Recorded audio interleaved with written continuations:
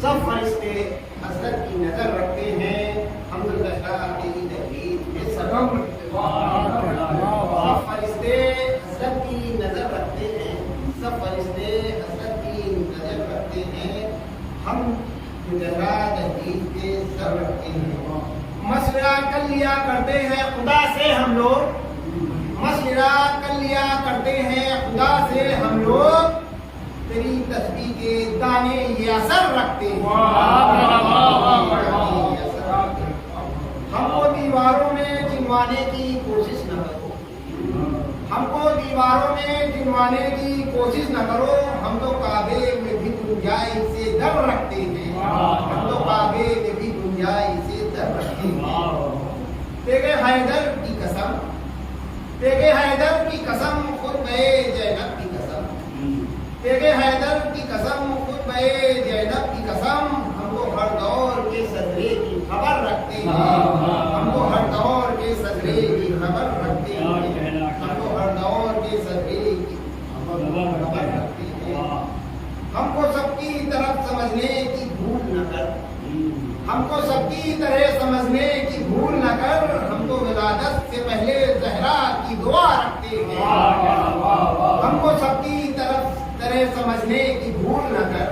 हमको सबकी तरह समझने की भूल न कर। हम तो विलादत से पहले ज़हरा की दुआ रखते हैं, मौत से डरने की जरूरत नहीं है हमको, मौत से डरने की जरूरत नहीं है हमको। हम लोग पहले से ही कफन रखते हैं, हम लोग पहले से ही कफन रखते हैं,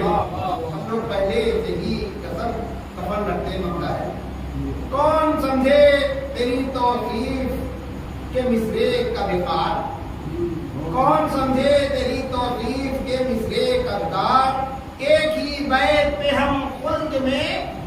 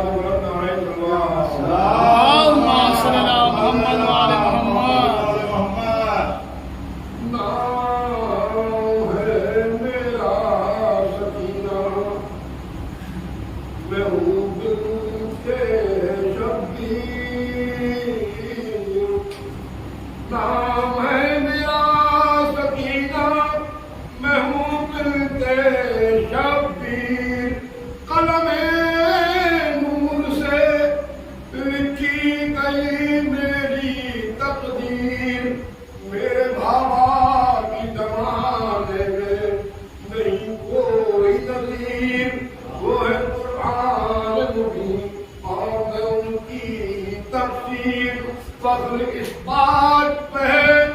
बरसरे सीना मैं हूँ, सब्र सरवर की अंगूठी का नगीना मैं हूँ, फाबिला मैं हूँ, फज़ाइल हूँ, फजीलत मैं हूँ, उम्मत इकराम भी करीमा भी करामत मैं हूँ, शाह कौनैन के बेटे की जरूरत मैं हूँ, ये तैयारत मेरी शब्बीर की बिदअत मैं हूँ, मैंने बिगड़ी हुई तकदीर बना सकती हूँ, अपनी ठोकर से मुझे को गिरा सकती हूँ, अपनी ठोकर से मुर्दे को गिरा सकती हूँ। हम अंधेरों को कभी नूर न समझा जाए, पर हम मर्तबे फूल न समझा जाए, रोज महशर को बहुत दूर न समझा जाए, वो के प्यासी हुए मजबूर न समझा जाए, एक लम्हा भी न गुजरे कि यहीं पर आए, एक लम्हा भी न गुजरे कि यहीं पर आए, मैं अगर चाहूं तो कौसर भी जमीन पर आए, हर दौर के जालिम को मिटाने के लिए, हर दौर के जालिम को मिटाने के लिए, जुल्म को सब्र की तस्वीर दिखाने के लिए, नहर से खोजे सितमगर की भगाने के लिए, उम्र साथ की औकात बताने के लिए, सूरह इल्म से एक घर पे जलीला आई हूँ, सूरह इल्म से एक घर पे जलीला आई हूँ, साथ अब्बास नहीं नादिर कलीला आई हूँ।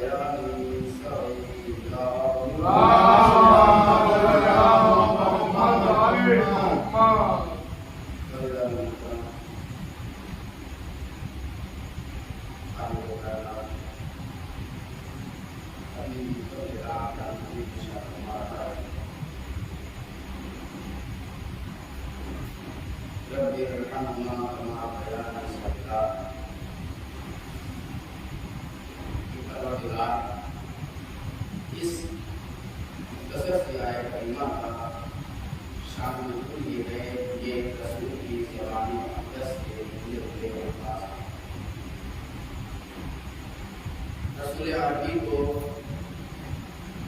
والدین کی جو مرحومہ کی ماں کی سالگرہ میں نے اس آیت کریمہ کو خطاب کیا. رسول عربی کو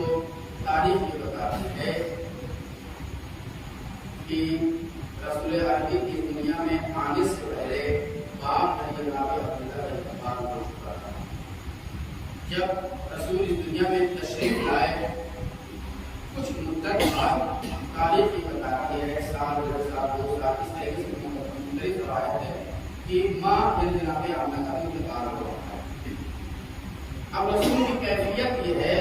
نبی کی کیفیت یہ ہے کہ والدین کی یاد ستا رہیں گے.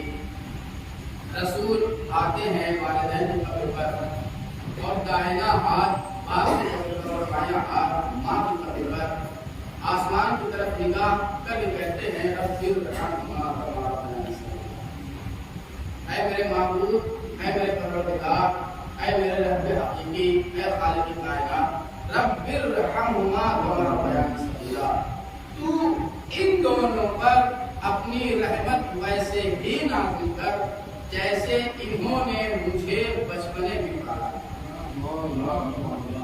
عزیزان محترم، سب سے بڑا سوال یہ پیدا ہوتا ہے کہ وہ رسول اپنے والدین کی قبر پر آیا ہے کہ جس رسول کو پروردگار عالم نے خود لقب دیا ہو قرآن مجید میں کہ وما ارسلناک الا رحمۃ للعالمین، اے میرے حبیب ہم نے آپ کو نہیں بھیجا مگر یہ کہ عالمین کا رحمت بنا کر. تو سوال یہ سب سے بڑا یہ ہوتا ہے کہ وہ رسول جو عالمین کے لیے رحمت بن کر آیا ہو، اس رسول کو کیا ضرورت ہے کہ اپنے والدین کی قبر پر جا کر پروردگار عالم سے اپنے والدین کے لیے رحمت دعا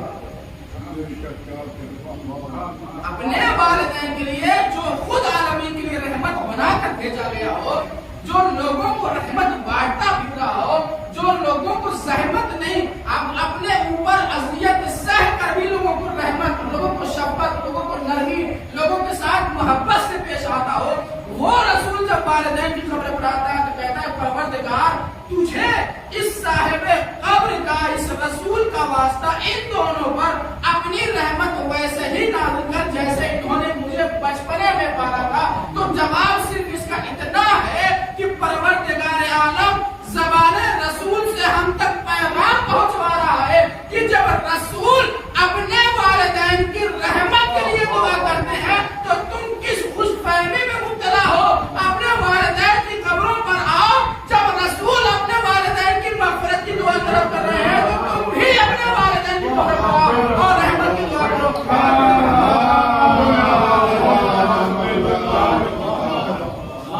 کیونکہ یہ وہ رسول ہے جو بغیر وحی کے کلام نہیں کرتا. تو جب اس رسول کو والدین کی یاد ستاتی ہے تو رحمت کی دعا مجھ سے طلب کرتا ہے, مغفرت کی دعا مجھ سے طلب کرتا ہے, بخشش کا سامان مجھ سے طلب کرتا ہے. تو تم تو غیر معصوم ہو, تم تو گنہگار ہو, تم کس خوش فہمی میں مبتلا ہو کہ اپنے والدین کی یاد نہیں کرتے. وہ اولاد خوش نصیب ہے کہ جو اپنے والدین, جو اپنے مرحومین کی یاد کرتی ہے. اس لیے ہر والدین کے اوپر فریضہ یہ ہے کہ اپنے بچوں کی ایسی تربیت کرے, ایسی تربیت کرے کہ کم از کم ان کے جانے کے بعد ایسے لوگوں کو نہ بلایا جائے جو صرف اور صرف وقت گزاری کے لیے آئے لیکن ان کے والدین کے لیے سال نہیں کر سکتے. اتنا تو اولاد کو تربیت دینی ہی چاہیے, والدین کو بچوں کو اتنا پڑھانا ہی چاہیے کہ بعد مرنے کے بعد کم از کم اولاد ایک سورہ فاتحہ کی مل سکے. اس لیے کہ وہ والدین جنہوں نے پوری زندگی صرف کر دی اولاد کو اچھا پروان چڑھانے میں, اولاد کی اچھی تربیت کرنے میں, اولاد کو اچھی پڑھائی دلانے میں, اولاد کی ہر خواہش پوری کرنے میں, تمام خواہشات ایک طرف, لیکن والدین کا فرض ایک یہ بھی ہے کہ اپنے اولاد کو کم سے کم دینی تعلیمات ضرور دیں. اتنی تو دے ہی سکتے ہیں کیونکہ جو بھی آئے گا, جس کو بھی آپ بلائیں گے, کتنا خلوص ہوگا اس کی گارنٹی کوئی نہیں دے سکتا. لیکن جب والدین کا ہی سارے ثواب بچے خود پڑھیں گے, بچے خود کریں گے, تو کم از کم یہ احساس ہوگا کہ میں اپنے والدین کے لیے سورہ فاتحہ پڑھ رہا ہوں, میں اپنے ماں باپ کے لیے سورہ فاتحہ پڑھ رہا ہوں, میں اپنے بھائی بہن کے لیے سورہ فاتحہ پڑھ رہا ہوں. اس کے خلوص کی گارنٹی نہیں ہے کہ اس کا خلوص کس مقام پر ہے. کم از کم اولاد اس نیت سے تو اپنے والدین کے لیے سارے ثواب کرے گی, سورہ فاتحہ تو پڑھے گی, قرآن خوانی تو کروائے گی. وہ یہ دیکھے گی میں جتنا خلوص اپنے والدین کے لیے انجام دوں گا, پروردگار عالم کہیں میرے علم میں, میرے درست میں, میرے قوت میں اضافہ ہوگا. اس لیے کہ ماں کا مرتبہ جہاں اتنا زیادہ بلند ہے, ماں باپ کا بھی مرتبہ بلند ہے. اس لیے کہ مولا کائنات امیر المومنین کا کریم نامی کا ارشاد کرامی ہے کہ رسول اللہ کا یہ فرمایا ہے کہ ماں کے قدموں کے نیچے جنت ہے, باپ جنت کا دروازہ ہے. یہ دنیا کا در نہیں ہے جہاں انسان پیچھے سے, جہاں انسان بیک سائڈ سے چھلانگ لگا رہے ہیں. وہ جنت ہے جہاں پہ دروان بغیر دروازے کے اندر جانے ہی نہیں دے گا. تو جب دروازے ہی پہ انٹری نہیں ہوگی تو جنت میں انسان کیسے جائے گا؟ جب بھی انسان جاتا ہے تو دروازے سے گھر میں داخل ہوتا ہے. اس کا مطلب صرف ماں کو راضی کرنا کافی نہیں ہے, باپ کا بھی راضی ہونا ضروری ہے. باپ کا بھی راضی ہونا ضروری ہے. بس ایک بات اور آپ کی خدمت تمام, جناب موسیٰ علیہ السلام کلیم اللہ ہے, اللہ سے کلام کرتے ہیں, اور آنے کے بعد کیا کہتے ہیں, پروردگار میری یہ خواہش ہے, میری یہ آرزو ہے, میری یہ تمنا ہے کہ میں یہ جاننا چاہتا ہوں کہ جنت میں میرا پڑوسی کون ہے. موسیٰ یہ خواہش, پروردگار جی, پروردگار عالم نے پتہ بتایا, ایڈریس بتایا. جناب موسیٰ نکلنے کے بعد ایک جگہ پہنچنے کے بعد ایک شہر میں پہنچے تو کیا دیکھا کہ ایک قصاب ہے جو گوشت فروخت کر رہا ہے. موسیٰ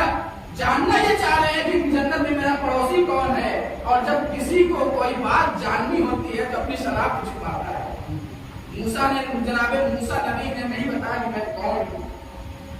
کیونکہ جناب موسیٰ علیہ السلام کو سارا منظر دیکھنا ہے, سارے واقعات کا مطالعہ کرنا ہے, اور ہم تک یہ پیغام پہنچانا ہے. اہمیت مادر جیسے ہی جناب موسیٰ اس کے پاس گھر جانے کے بعد یہ کہا, میں مسافر ہوں, میں اجنبی ہوں, اس شہر میں نیا آیا ہوں, تم اچھے بھلے معلوم ہوتے ہو, اگر اجازت ہو تو میں آج رات تمہارے گھر پہ قیام کروں. قصاب نے کہا بسم اللہ, ضرور آپ ہمارے گھر پہ قیام کریں, صبح ہو جائے گی میں اپنے وطن کو لوٹ جاؤں گا. جناب موسیٰ نبی نے کہا. شام ہوئی, گوشت فروخت کرنے کے بعد اس نے دکان بند کی, کچھ گوشت کے حصے کو لیا, لینے کے بعد جناب موسیٰ نبی علیہ السلام ساتھ ساتھ چلے رہے. یاد رکھیے گا, میں نے ایک بار مجلس میں بھی یہ کہا تھا کہ جناب رسول خدا پیچھے پیچھے چل رہے تھے, ضعیفہ آگے آگے چل رہی تھی. حاجی کو راستہ پتا ہوتا ہے, لیکن پھر بھی اپنی شناخت بچانے کے لیے اگر یہاں پر کوئی قصاب آگے آگے, کیونکہ اسے گھر کا پتا ہے, موسیٰ نبی کو پتا ہوگا, پتا ہے, لیکن پھر بھی منزل تک پہنچانے کے لیے جیسے گھر قریب آیا, ایک حجرے میں جناب موسیٰ کو بیٹھا, जनाब मूसा पैगंबर को बिठा दिया, कहा आप ये तशरीफ रखिए, मुसाफिर हैं, बस मैं अभी थोड़ी देर में आपके पास आता हूं, माँ की कृपा अभी आता हूं। तो दूसरे गुजरे में गया, जाने के बाद छत से लगी हुई डोरी थी, डोरी जमीन पर उतारता है, उतारने के बाद रोटी के टुकड़े को अपने मुंह में रखता है, चबाता है, चबाने के बाद उस टोकरी में दूर से जनाब मूसा अलैहिस्सलाम की मंजर देख लिया। उस टोकरी में कुछ ऐसा था कि रोटी के टुकड़े को निकालने के बाद उस टोकरी में जनाब मूसा अलैहिस्सलाम ने दूर से मंजर देखे। वो जब काम फारिग होकर जनाब मूसा की खिदमत में आया और कहा आप मुसाफिर हैं, मैं भी आपके लिए गोश्त तैयार किया, रोटी के आप खाना। जनाब मूसा नबी ने कहा मैं ये काम कर लूंगा, लेकिन ये बताओ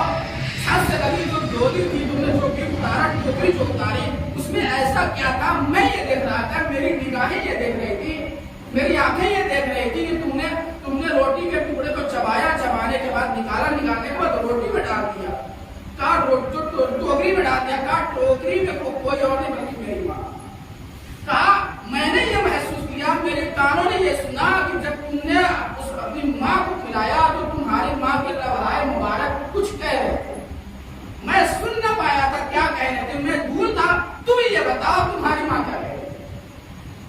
जैसे ये जुमला कहा, अब उस कसाब ने कहा कि मेरा रोज का मामूल ये है कि मैं दुकान बंद करके अपने घर पर आता हूँ और मैं अपने रोटी के टुकड़े को चबाता हूँ, चबाने के बाद अपने माँ के दांत में देता हूँ। खाने के बाद जब मेरी माँ खा लेती है तो अपने हाथों को बुलंद करके यही दुआ करती है, परवरदिगार आलम मेरे इस नेक और फरमाबरदार बेटे को जन्नत में मूसा जैसा नबी पड़ोसी अता करना, जन्नत में मूसा नबी जैसा पड़ोसी अता करना। अब जनाबे मूसा को बर्दाश्त न हुआ, जनाबे मूसा ने गले से लगा लिया, कहा भाई मैं कोई और नहीं बल्कि मैं वही मूसा नबी हूँ जिसकी बशारत, जिसके बारे में तो तुम्हारी माँ कह रही थी। परवरदिगार आलम से मैंने ये ख्वाहिश जाहिर की थी, परवरदिगार तू ये बता जन्नत में मेरा पड़ोसी कौन होगा? तेरी माँ की दुआ कबूल हो गई, मैं मूसा नबी आया हूँ तुझे ये बशारत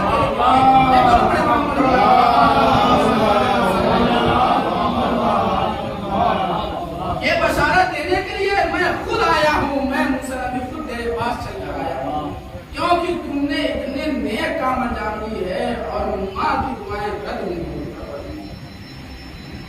मोहतरम, इसलिए कि हर औलाद को पड़ी चाहिए, औलाद को जब एहसास होता है जब वो खुद माँ, जब वो खुद बाप, जब तक एहसास नहीं होता इंसान के ऊपर अगर जिम्मेदारी है तो एहसास है हर चीज का। याद रखिए इस दुनिया में वालिदैन से ज्यादा खौफ आपका कोई नहीं। पूरी कायनात इकट्ठा हो जाए आपको अपना हमदर्द समझने के लिए, आपका मददगार समझने के लिए, याद रखिए वो आपको छोड़ के भी जा सकते हैं, वालिदैन कभी छोड़ नहीं सकते। इसलिए कि इनका जो काम होता है, इनकी जो मेहनत होती है, इस मेहनत के पीछे सिर्फ ये होता है कि हमारी औलाद कामयाब हो, कामयाब सबसे कोई और मकसद नहीं होता। आप किसी भी शख्स के पास जाइएगा वो मतलब की वजह से आपसे बात करेगा, लेकिन पूरी कायनात का मुताला कर लीजिए, पूरी कायनात को नजर सानी कीजिए, वालिदैन से ज्यादा सच्चा और अच्छा कोई आपको गैर ही रहेगा, अपने अपने ही रहेंगे। हालात नासाजगार हो सकते हैं कुछ लम्हे के लिए, कुछ वक्त के लिए, लेकिन उनमें भी एक मसलहत पोशीदा होती है। अगर वालिदैन अपनी औलाद को कुछ कहते हैं, ये उस वक्त एहसास होता है जब वही औलाद उस मंजिल में सफर करती हुई नजर आती है। तो अज़ीज़ाने मोहतरम, क्योंकि माँ की सारे सवाब की नतीज है, जब रसूल का इस दुनिया से इंतकाल होता है लोग मेरे से मेरा कराते हैं,